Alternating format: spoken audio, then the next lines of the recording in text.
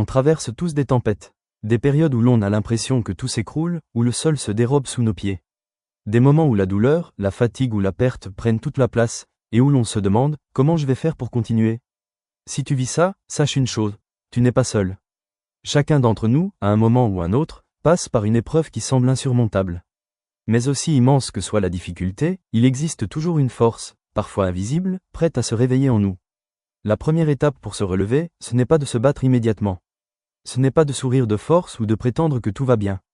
La première étape, c'est de reconnaître que ça fait mal. Souvent, on nous apprend à cacher nos émotions, à serrer les dents, à dire « ça va », quand, au fond, tout va mal. Mais se relever ne commence pas dans le mensonge. Ça commence dans l'honnêteté envers soi-même. Dire « oui, je souffre ». Dire « oui, je traverse une période difficile ». Ce n'est pas de la faiblesse. C'est du courage, parce que pour avancer, il faut d'abord regarder la réalité en face. Fermer les yeux sur la douleur ne la fait pas disparaître. Elle reste là, et elle finit par peser encore plus lourd. Accepter ce que l'on vit, c'est déjà une première victoire. C'est une manière de dire à la vie « je vois l'épreuve, et je choisis malgré tout de continuer ». Imagine une blessure physique. Si tu l'ignores, elle s'aggrave. Mais si tu la reconnais, si tu la soignes, elle commence à guérir.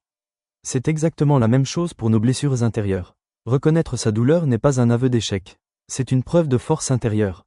Parce que c'est seulement en acceptant notre vulnérabilité que nous pouvons construire une véritable résilience. Beaucoup croient que tomber, c'est échouer. Mais la chute ne définit pas qui nous sommes. Elle n'est qu'un moment de notre histoire, pas l'histoire entière. Pense aux plus grands que tu admires. Les sportifs, les artistes, les inventeurs. Tous ont connu l'échec. Tous ont traversé des moments où ils voulaient abandonner. Michael Jordan disait « J'ai raté plus de 9000 tirs dans ma carrière.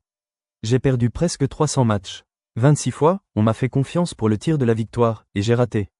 J'ai échoué encore et encore dans ma vie. Et c'est pourquoi j'ai réussi. L'échec n'est pas une fin.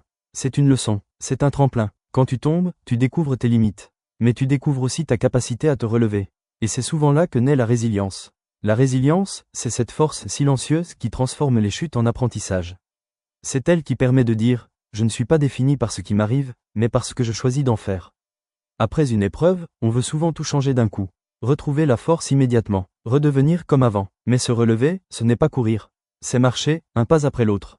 Un petit pas suffit, un mot écrit dans un carnet, un appel passé à un ami, un sourire retrouvé, même discret, une respiration consciente, profonde.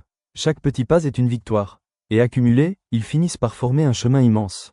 Regarde un enfant qui apprend à marcher. Il tombe, il se relève, il trébuche encore. Mais il continue, et à force de petits pas, il finit par courir. Pourquoi ce serait différent pour nous ? Ne sous-estime jamais le pouvoir des petits gestes. Lire quelques pages d'un livre inspirant. Sortir marcher 5 minutes. Écrire 3 choses pour lesquelles tu es reconnaissant. Ces petites actions sont comme des graines. Arrosées chaque jour, elles finissent par donner des racines solides et une nouvelle énergie. Il y a une vérité qu'on oublie souvent. Nous n'avons pas été créés pour affronter la vie seule. Demander de l'aide, ce n'est pas être faible. C'est être assez fort pour dire « j'ai besoin de soutien ». Un fardeau partagé devient plus léger. Une douleur exprimée devient moins lourde. Parler à un ami, à un proche, à un professionnel, ou même à quelqu'un qui a traversé une épreuve similaire. Cela peut transformer notre manière de voir les choses. Il existe des mains tendues, même si parfois on ne les voit pas.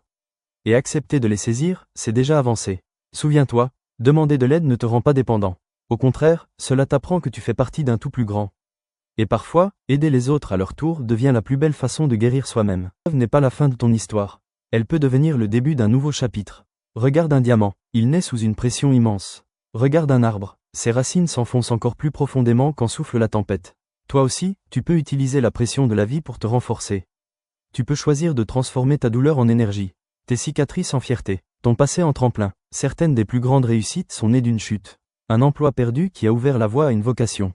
Un échec amoureux qui a permis de mieux se connaître. Une période sombre qui a révélé un talent, une passion, une mission. Rien n'est jamais totalement perdu si tu décides d'en faire un apprentissage. Ton épreuve peut devenir ton message. Ta faiblesse peut devenir ton arme. Et oui, certains jours tu n'auras pas envie. Certains jours tu feras un pas en avant, 2 en arrière. C'est normal, c'est ça, le chemin. Mais souviens-toi, il n'existe pas de petite victoire. Chaque respiration consciente est une victoire. Chaque sourire retrouvé est une victoire. Chaque moment où tu choisis de rester debout est une victoire. Se relever après une période difficile, ce n'est pas effacer la douleur. C'est lui donner un sens. C'est transformer tes cicatrices en enseignements, tes faiblesses en armes, tes épreuves en force. Tu n'es pas défini par ce que tu traverses. Tu n'es pas défini par tes échecs. Tu es défini par ta capacité à continuer. Et crois-moi, tu es capable de continuer. Tu es plus fort que tu ne le crois. Tu as déjà traversé des choses que tu pensais impossibles. Et tu es encore là, debout. Alors avance, même doucement, même avec des doutes, même avec des cicatrices. Parce qu'au fond, tu es déjà en train de gagner. Et un jour, tu regarderas derrière toi. Tu réaliseras que l'impossible d'hier est devenu ta plus grande fierté. Alors relève-toi, respire, avance. Parce que se relever, c'est déjà triompher.